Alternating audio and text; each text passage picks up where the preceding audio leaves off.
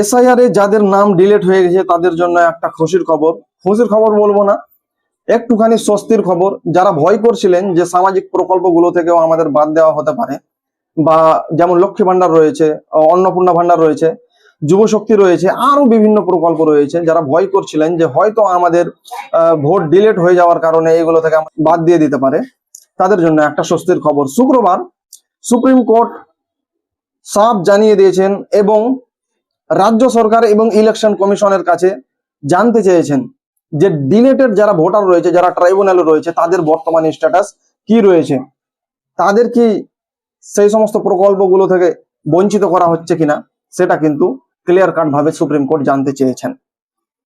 আর এর সঙ্গে কিন্তু সুপ্রিম কোর্ট উদ্বেগ প্রকাশ করেছেন।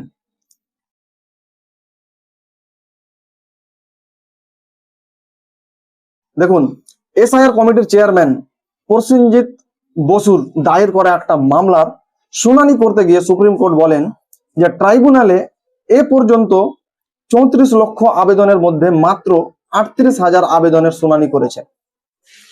তো এই যে শুনানি করা হয়েছে মাত্র 38,000 লোকের, এটা অত্যন্ত দুঃখজনক, কারণ 34 লক্ষ আবেদন রয়েছে। সুপ্রিম কোর্ট, কলকাতা হাইকোর্ট এমনকি জানিয়েছেন যে যেই গতিতে ট্রাইব্যুনালের হিয়ারিং চলছে বা নিষ্পত্তির কাজ চলছে, এই গতিতেই যদি চলতে থাকে তাহলে কিন্তু প্রায় 21 বছর লেগে যাবে।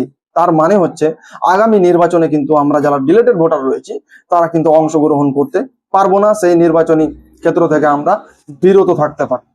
প্রবীণ আইনজীবী গোপাল শঙ্কর নারায়ণ এবং আইনজীবী নেহা রাঠি কর্তৃক প্রতিনিধিত্বকারী প্রসেনজিৎ বসু আরো বলেন যে 70% ভোটার তালিকায় নাম পুনর্বহাল রাখার নির্দেশ দিয়েছেন ট্রাইব্যুনালে। অর্থাৎ যে সমস্ত হিয়ারিং হচ্ছে বর্তমানে, এবং সেই হিয়ারিং এর মাধ্যমে রেসপেক্টেড যারা জাস্টিস রয়েছেন তারা কিন্তু 70% হিয়ারিং এর নাম কিন্তু ভোটার লিস্টে পুনর্বহাল রাখছেন। এটাও একটা স্বস্তির দিক। আর এই দিকটা দেখেই তিনি বলছেন যে বাকি যে সমস্ত ভোটারদের এখনো নিষ্পত্তি হয়নি সেগুলো কিন্তু আরো দ্রুত কাজ করা প্রয়োজন রয়েছে। আর এই যে আবেদন করেছিলেন, মামলা করেছিলেন, এখানে জোর দেওয়া হয়েছে বেশ কয়েকটি বিষয়।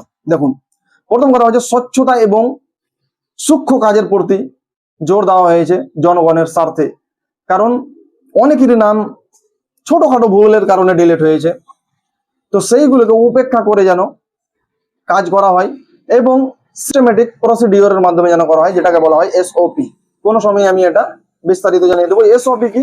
এসওপি হচ্ছে একটা সিস্টেমেটিক ওয়েতে ধাপে ধাপে কাজগুলো করা, যাতে করে সুষ্ঠু এবং শান্তিভাবে কাজগুলো সম্পন্ন হয়ে থাকে।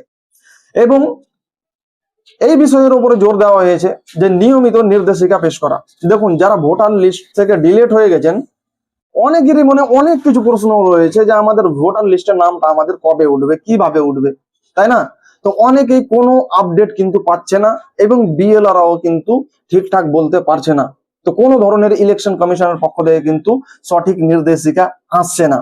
তো এই জন্য এই বিষয়টার উপরেও জোর দেওয়া হয়েছে যে নিয়মিত কিন্তু নির্দেশিকা মাঝে মাঝে দিতে হবে, এবং যেগুলো নাম ভোটার লিস্টে উঠছে, যেগুলো ডিলিট যাচ্ছে, তাদের লিস্ট কিন্তু নিয়মিত প্রকাশিত করতে হবে। এই বিষয়গুলোর প্রতি কিন্তু জোর দেওয়া হয়েছে। এখন আমাদের দেখার বিষয় রয়েছে যে সুপ্রিম কোর্ট বা ইলেকশন কমিশন এবং রাজ্য সরকার কিভাবে এই বিষয়গুলোকে হ্যান্ডেল করছে এবং কত দ্রুততার সঙ্গে এই কাজগুলো করছে। আমাদের দাবি থাকবে যে যত তাড়াতাড়ি হয়, যত দ্রুত হয়, জনগণের স্বার্থে ভোটার লিস্টের নামগুলো ওঠানোর ব্যবস্থা করুন। কারণ যারা ট্রাইব্যুনালে ফেঁসে আছেন তারা ভারতীয় ভোটার, তারা কোনো রকমের ভুলভালের কারণে তারা হয়তো আটকে আছে। এটা তো যেহেতু জেনুইন ভোটার রয়েছে, সেহেতু আমাদের সকলেরই দাবি এটাই থাকবে ইলেকশন কমিশনের কাছে, রাজ্য সরকারের কাছে, প্লাস সুপ্রিম কোর্টের কাছে, যেন যারা ভারতীয় নাগরিক তাদের কিন্তু ভোটার লিস্টের নামটা যেন উঠিয়ে দেওয়া হয়। তথ্যটা শেয়ার করে সবাইকে জানার সুযোগ করে দিন।